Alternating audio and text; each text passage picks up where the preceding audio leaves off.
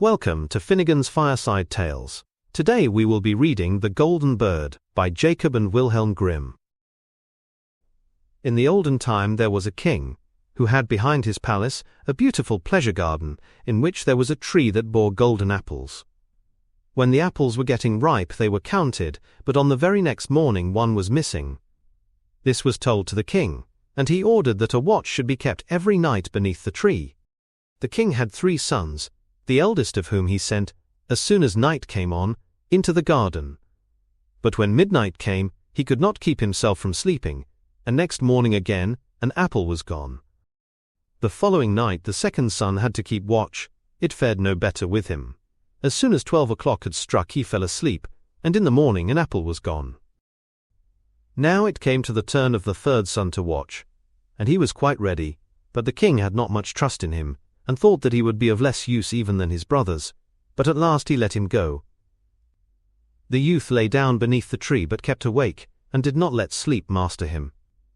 When it struck 12, something rustled through the air, and in the moonlight he saw a bird coming whose feathers were all shining with gold. The bird alighted on the tree, and had just plucked off an apple, when the youth shot an arrow at him. The bird flew off, but the arrow had struck his plumage, and one of his golden feathers fell down. The youth picked it up and the next morning took it to the king, and told him what he had seen in the night. The king called his council together, and everyone declared that a feather like this was worth more than the whole kingdom. "If the feather is so precious," declared the king, "one alone will not do for me. I must and will have the whole bird." The eldest son set out. He trusted to his cleverness, and thought that he would easily find the golden bird. When he had gone some distance, he saw a fox sitting at the edge of a wood, so he cocked his gun and took aim at him. The fox cried, "Do not shoot me, and in return I will give you some good counsel.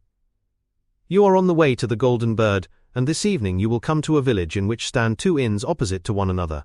One of them is lighted up brightly, and all goes on merrily within, but do not go into it, go rather into the other, even though it seems a bad one." "How can such a silly beast give wise advice?" thought the king's son, and he pulled the trigger. But he missed the fox, who stretched out his tail and ran quickly into the wood. So he pursued his way, and by evening came to the village where the 2 inns were. In one they were singing and dancing, the other had a poor, miserable look. "I should be a fool indeed," he thought, "if I were to go into the shabby tavern and pass by the good one." So he went into the cheerful one, lived there in riot and revel, and forgot the bird and his father, and all good counsels. When some time had passed, and the eldest son for month after month did not come back home, the second set out, wishing to find the golden bird. The fox met him, as he had met the eldest, and gave him the good advice of which he took no heed. He came to the 2 inns, and his brother was standing at the window of the one from which came the music and called out to him. He could not resist, but went inside, and lived only for pleasure. Again some time passed, and then the king's youngest son wanted to set off and try his luck, but his father would not allow it. "It is of no use," said he. "He will find the golden bird still less than his brothers, and if a mishap were to befall him he knows not how to help himself. He is a little wanting at the best." But at last, as he had no peace, he let him go. Again the fox was sitting outside the wood, and begged for his life, and offered his good advice. The youth was good-natured, and said, "Be easy, little fox, I will do you no harm." "You shall not repent it," answered the fox, "and that you may get on more quickly, get up behind on my tail." And scarcely had he seated himself, when the fox began to run, and away he went over stock and stone, till his hair whistled in the wind. When they came to the village, the youth got off. He followed the good advice, and without looking round, turned into the little inn, where he spent the night quietly. The next morning, as soon as he got into the open country, there sat the fox already, and said, "I will tell you further what you have to do. Go on quite straight, and at last you will come to a castle, in front of which a whole regiment of soldiers is lying. But do not trouble yourself about them, for they will all be asleep and snoring.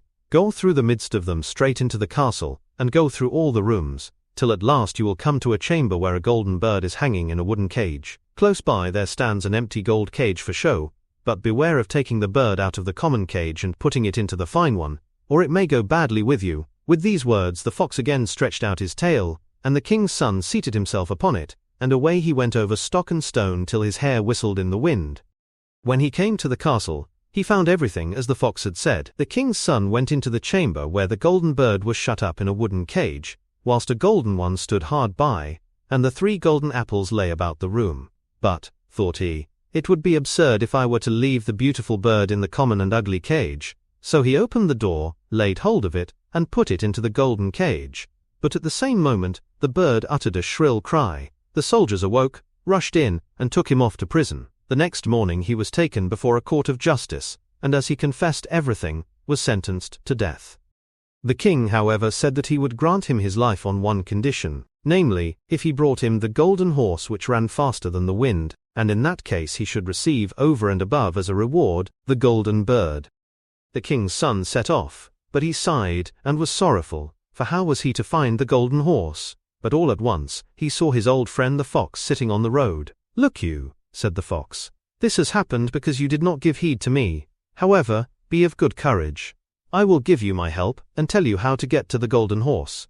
You must go straight on, and you will come to a castle, where in the stable stands the horse. The grooms will be lying in front of the stable, but they will be asleep and snoring, and you can quietly lead out the golden horse. But of one thing you must take heed, put on him the common saddle of wood and leather, and not the golden one, which hangs close by, else it will go ill with you." Then the fox stretched out his tail, the king's son seated himself upon it, and away he went over stock and stone until his hair whistled in the wind. Everything happened just as the fox had said. The prince came to the stable in which the golden horse was standing.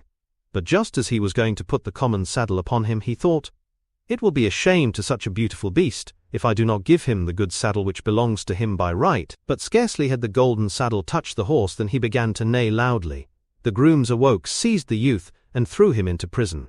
The next morning he was sentenced by the court to death, but the king promised to grant him his life, and the golden horse as well, if he could bring back the beautiful princess from the golden castle.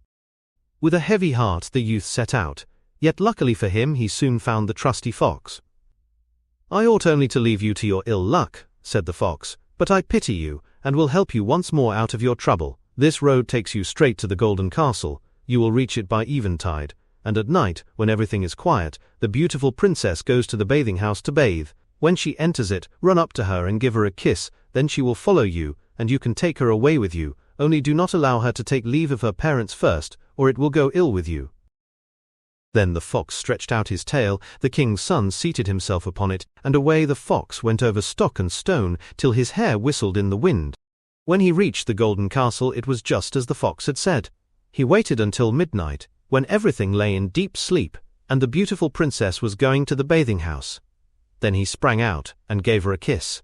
She said that she would like to go with him, but she asked him pitifully, and with tears, to allow her first to take leave of her parents.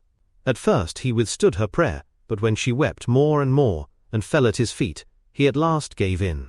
But no sooner had the maiden reached the bedside of her father, than he and all the rest in the castle awoke, and the youth was laid hold of, and put into prison. The next morning the king said to him, "Your life is forfeited, and you can only find mercy if you take away the hill which stands in front of my windows, and prevents my seeing beyond it, and you must finish it all within 8 days. If you do that, you shall have my daughter as your reward."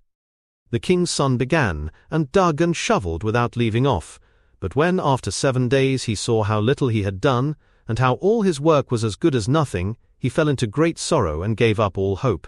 But on the evening of the 7th day, the fox appeared and said, "You do not deserve that I should take any trouble about you, but just go away and lie down to sleep, and I will do the work for you." The next morning when he awoke and looked out of the window, the hill had gone. The youth ran, full of joy, to the king, and told him that the task was fulfilled, and whether he liked it or not, the king had to hold to his word, and give him his daughter.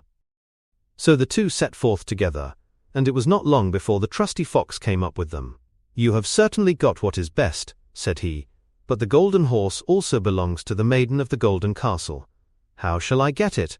asked the youth. "That I will tell you," answered the fox.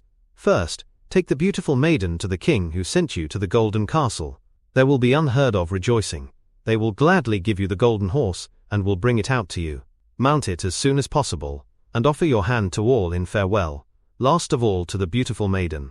And as soon as you have taken her hand, swing her up onto the horse, and gallop away, and no one will be able to bring you back, for the horse runs faster than the wind." All was brought to pass successfully, and the king's son carried off the beautiful princess on the golden horse. The fox did not remain behind, and he said to the youth, "Now I will help you to get the golden bird. When you come near to the castle where the golden bird is to be found, let the maiden get down, and I will take her into my care. Then ride with the golden horse into the castle yard. There will be great rejoicing at the sight, and they will bring out the golden bird for you. As soon as you have the cage in your hand, gallop back to us, and take the maiden away again."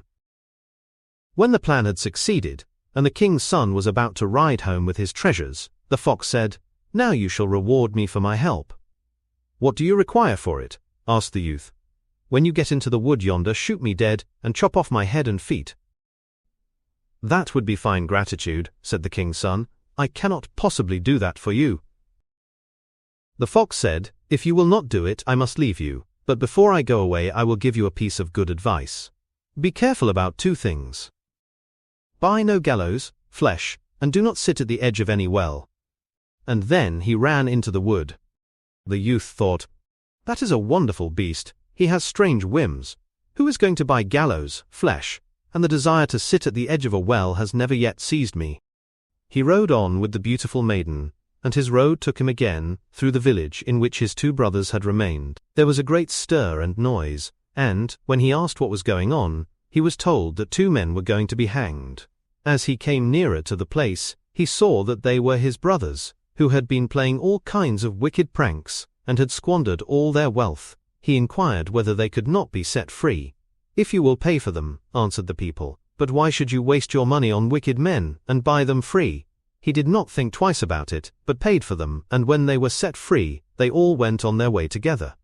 They came to the wood where the fox had first met them, and as it was cool and pleasant within it, whilst the sun shone hotly, the 2 brothers said, "Let us rest a little by the well, and eat and drink." He agreed, and whilst they were talking, he forgot himself, and sat down upon the edge of the well, without foreboding any evil. But the 2 brothers threw him backwards into the well, took the maiden, the horse and the bird, and went home to their father. "Here we bring you not only the golden bird," said they, "we have won the golden horse also, and the maiden from the golden castle." Then was their great joy. But the horse would not eat, the bird would not sing, and the maiden sat and wept.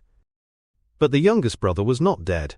By good fortune the well was dry, and he fell upon soft moss without being hurt, but he could not get out again.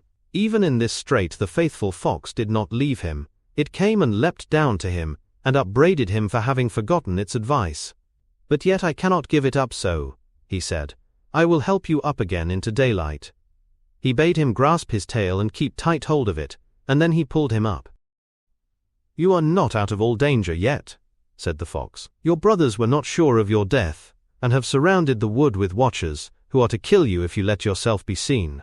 But a poor man was sitting upon the road, with whom the youth changed clothes, and in this way he got to the king's palace.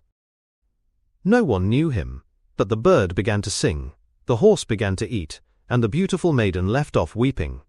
The king, astonished, asked, "What does this mean?" Then the maiden said, "I do not know, but I have been so sorrowful, and now I am so happy. I feel as if my true bridegroom had come." She told him all that had happened, although the other brothers had threatened her with death if she were to betray anything. The king commanded that all people who were in his castle should be brought before him, and amongst them came the youth in his ragged clothes, but the maiden knew him at once, and fell upon his neck. The wicked brothers were seized and put to death, but he was married to the beautiful maiden and declared heir to the king. But how did it fare with the poor fox? Long afterwards the king's son was once again walking in the wood, when the fox met him and said, "You have everything now that you can wish for, but there is never an end to my misery, and yet it is in your power to free me." And again he asked him with tears to shoot him dead, and to chop off his head and feet. So he did it, and scarcely was it done, when the fox was changed into a man, and was no other than the brother of the beautiful princess, who at last was freed from the magic charm which had been laid upon him. And now nothing more was wanting to their happiness, as long as they lived.